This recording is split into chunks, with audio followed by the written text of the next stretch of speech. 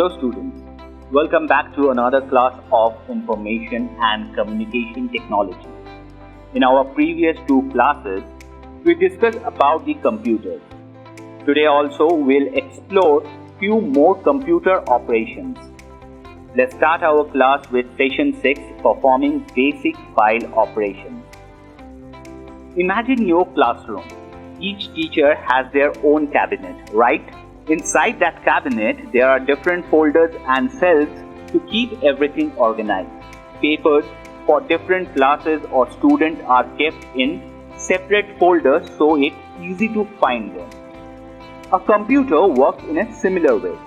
Instead of papers and cells, we use electronic files and folders to store information. This file can contain documents, images, songs, videos, and more. The best part is that managing these electronic files is very easy. You can copy them, move them from one place to another, change their name, and even delete them when you don't need them anymore.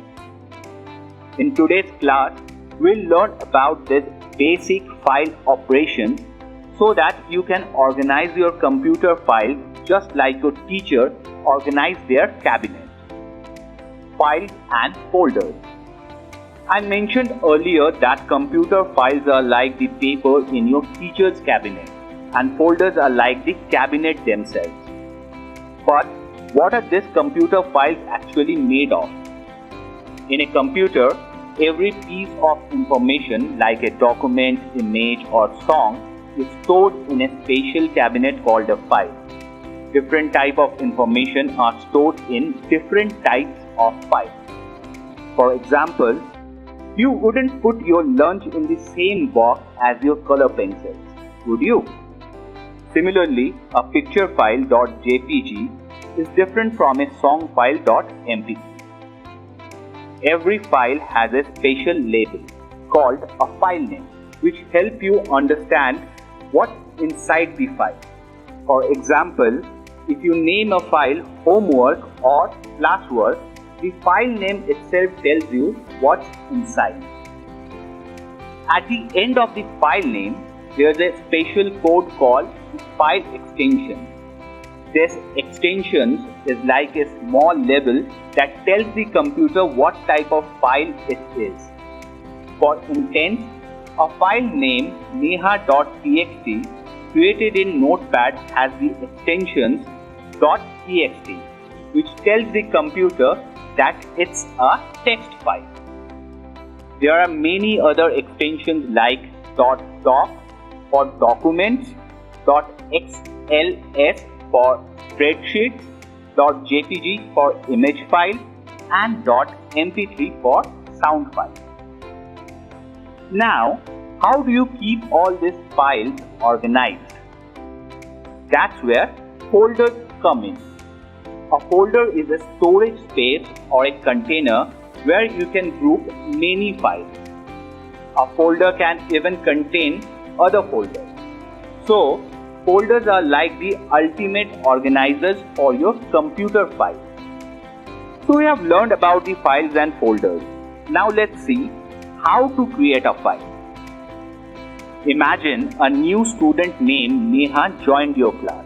The teacher needs to store her information like name, address and phone number in a computer.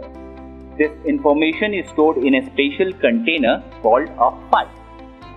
Today we'll learn how to create a file using the Ubuntu operating system. Ubuntu has a program called a text editor that you can use to create a new file. It is like a blank sheet of paper where you can write all the information about Neha. Here are the steps. Number 1. In Ubuntu, you can find the text editor by typing editor in the search bar. It's like finding Notepad on other computers. Once you find the text editor icon, double-click it to open a new blank document. Second, adding information. Now the teacher has a blank paper, or in this case, a blank document. Here, the teacher can write all of Neha's information just like filling out a form by hand. For example, they might write name, Neha Tiwari, address, Shakti Nagar, New Delhi, phone number 785-645-3451. Saving the file. Third is saving the file. Once the teacher has finished writing all the information, they need to save the file so they can easily access it later.